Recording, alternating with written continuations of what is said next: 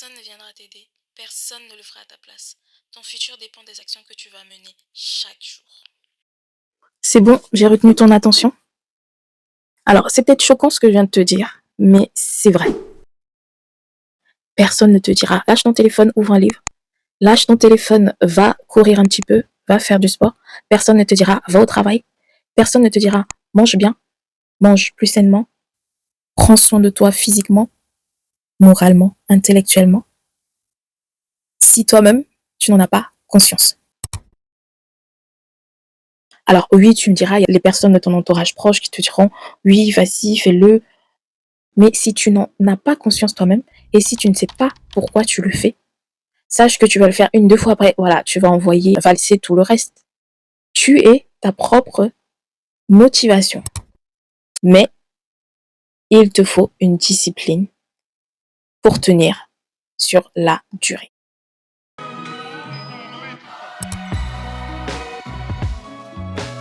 Hello Magic Family, j'espère que vous allez bien. Bienvenue dans cette nouvelle vidéo. Aujourd'hui, c'est une vidéo un peu plus particulière. Ça y est, on est en septembre, c'est la rentrée.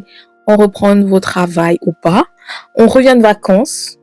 On a pris un temps de repos. Voilà, les enfants, ils reprennent le chemin de l'école. Les étudiants, voilà, peut-être ou pas, t'as un nouveau boulot. Bref, c'est un mois synonyme de reprise. Et je trouvais que c'était une bonne occasion de reprendre les bonnes habitudes ou d'en prendre. Voilà, tout dépend du step auquel vous êtes. Et c'est un bon moyen de repartir ou de poursuivre ce qu'on fait pour atteindre les objectifs qu'on s'est promis en début d'année. Tu te souviens? Dans ta liste d'objectifs, de ton vision board, tu as pris une dizaine de résolutions, mais où en es-tu? Donc septembre, c'est vraiment le mois, c'est l'occasion de faire un bilan là-dessus et soit de continuer dans cette lancée, soit de commencer. Parce qu'il n'est jamais trop tard pour se remotiver et pour être discipliné. Pourquoi je te dis ça? Parce que la vidéo d'aujourd'hui, je vais partager avec toi des habitudes, micro-habitudes qui vont t'aider à avancer selon ton rythme vers tes objectifs.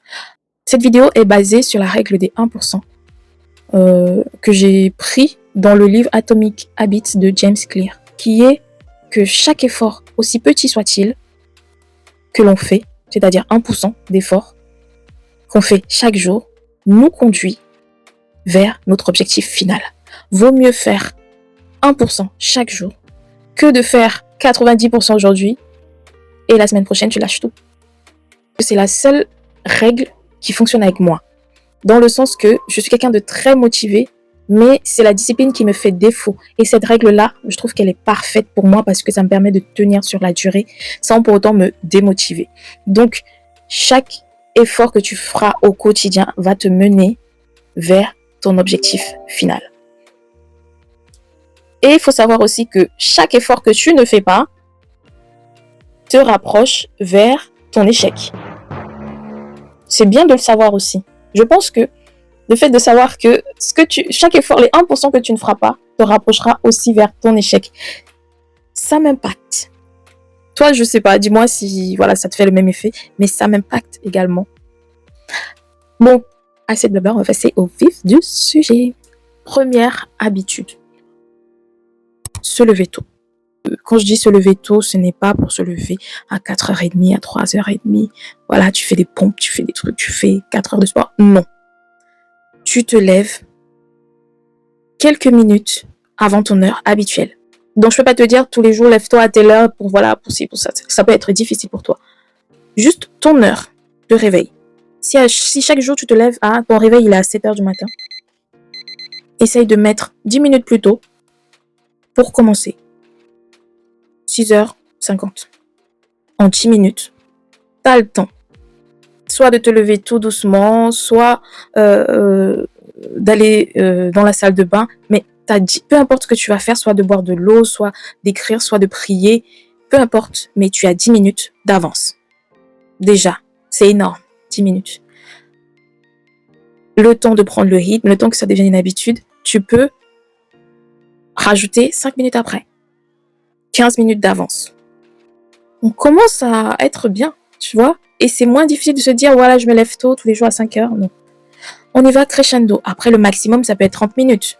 Voilà, on est large. En 30 minutes, tu as le temps de faire, de prier, de faire tes affirmations, de te laver, de prendre une douche, de faire du sport. 30 minutes, t'es large. Le temps de te préparer un petit déjeuner, voilà. C'est le premier conseil, lève-toi un peu plus tôt chaque jour. Alors, deuxième conseil, c'est la règle des 2 minutes. En effet, si une tâche prend 2 minutes pour être effectuée, fais-la tout de suite. Quand tu rentres chez toi, si ça te prend 2 minutes de ranger ton manteau, tes chaussures, ton sac, fais-le tout de suite. Ça sert à rien de laisser traîner pour qu'après, quand tu vas faire un ménage, tu dis « Oh, il y a ça qui traîne, il y a ça qui traîne. » 2 minutes top chrono. Ok, ça te laisse le temps de faire la vaisselle.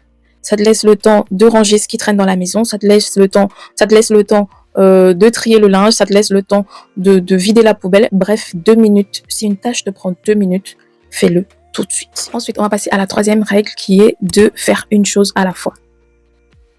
Moi, je suis coupable. J'ai envie, pendant que je suis en train de faire à manger, j'ai envie de faire le ménage en même temps. Et résultat, j'ai des trucs qui brûlent. Ok, souvent on s'est mis à manger des repas brûlés parce que je voulais lancer le linge en même temps, je voulais trier le linge sale, le linge propre, je voulais nettoyer, faire le ménage dans la salle de bain, je voulais faire... Non, vous vous épuisez, à la fin vous faites rien parce que vous faites tout en même temps. Vous faites 1% ici, 1% là-bas, 1% et vous n'effectuez rien, vous n'avez aucune tâche d'effectuer entièrement. Donc, concentrez-vous, ça vous permet aussi de vous canaliser. Je parle pour moi. Ça m'a permis vraiment de me canaliser et ça me permet enfin de terminer une tâche et d'en faire une autre. Et au moins là, on voit que on a été efficace. Sinon, vous vous retrouvez épuisé, mais vous n'avez avancé à rien parce que vous avez été partout en même temps. Mais finalement, qu'est-ce que j'ai fait? Mais je suis fatiguée. Voilà, c'est ça. Une tâche après l'autre. La prochaine habitude, c'est prévoir sa journée la veille. C'est important. Ça vous fait gagner du temps quand vous vous levez le matin. Vous savez que vous avez telle tâche à effectuer en priorité. Vous ne perdez pas de temps, vous êtes efficace. Si vous savez que le lendemain, vous devez faire une séance de sport, la veille, vous avez apprêté vos affaires de sport, vous vous levez, hop, vous prenez un truc à boire, à manger, vous vous habillez et vous allez au sport. C'est un gain de temps et un gain d'énergie. Et aussi, ça vous permet de ne pas procrastiner. Alors ensuite, c'est personnel, mais je vous dirais d'écrire pour soulager votre charge mentale. Si comme moi, vous avez plusieurs idées en tête, plusieurs projets, plusieurs rêves, plusieurs actions à mener, plusieurs choses à faire dans la journée, écrivez-le. Ça va vous décharger mentalement et ça va vous permettre d'être organisé, de faire les choses dans l'ordre. Ne négligez pas ça. Écrire, c'est se soulager, se décharger. Super important. Faire une pause d'écran avant d'aller dormir. Ces derniers temps, j'ai commencé... Alors, pour mettre ça en place, moi, personnellement, j'ai décidé de lire un livre et de reprendre la lecture, ça m'a permis d'être un peu plus calme, d'être un peu plus posée. Et ça me fait un bien fou de m'endormir pendant que je lis que de m'endormir devant un écran parce que vous êtes un peu plus apaisé. Votre cerveau se repose tout doucement, se calme après une journée agitée. C'est une sorte de sas de décompression. On quitte la journée agitée vers la phase du sommeil, la tranquillité, le repos. Si vous n'aimez pas lire, c'est pas grave. Écoutez, mettez un fond de musique calme ou ne mettez rien, éteignez tout simplement. Restez dans le noir, ça vous permet aussi de vous apaiser, mais faites quelque chose qui vous apaise tout doucement avant d'aller dormir. Voilà. Faire des snackings intelligents, c'est-à-dire remplacer tout ce qu'on grignote, les gâteaux, tout ce qui est sucré par des snacks un peu plus sains. Vous pouvez remplacer les chips par des légumes croquants avec une sauce blanche au yaourt. Ça, c'est ma découverte de cet été. J'ai une amie qui m'a fait ça. Moi qui suis pas très légumes et tout ça. Mais alors, comment j'ai mangé la carotte, comment j'ai mangé le concombre, j'en fais tout le temps maintenant à la maison. Et voilà, je ne peux plus m'en passer. Donc, c'est tout simplement des bâtonnets de légumes avec une sauce onctueuse à base de yaourt. Oh là là, c'est frais, c'est rafraîchissant, c'est doux, c'est bon, c'est onctueux, c'est... Waouh, bref, je m'emporte un petit peu. Mais remplacer des gâteaux par des fruits de temps en temps. Je ne dis pas de changer radicalement de régime alimentaire et tout, non. Faites-le tout doucement, un jour sur deux. Voilà.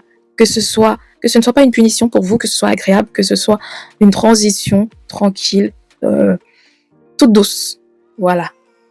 Une transition toute toute douce. Non, une douce transition. Bref, vous avez compris. Alors, le matin au réveil, prendre 2 minutes pour s'étirer. 2 minutes le matin au réveil pour faire des étirements. C'est super important. Vous quittez de la phase sommeil vers une journée agitée, vers une journée mouvementée. Donc, il faut que le corps aussi se réveille tout doucement. Donc, pour ça, pendant que vous avez pris vos 10 minutes plus tôt, ça vous permet de vous détendre, voilà, de réveiller le corps tout doucement, des petits étirements, ça peut être du sport, ça peut être juste des petits mouvements qui permettent de réveiller les muscles en douceur. Et ça vous met dans un bon mood, ça vous génère des endorphines et ça vous met de bonne humeur. Donc c'est bien pour votre corps, c'est bien pour votre mental.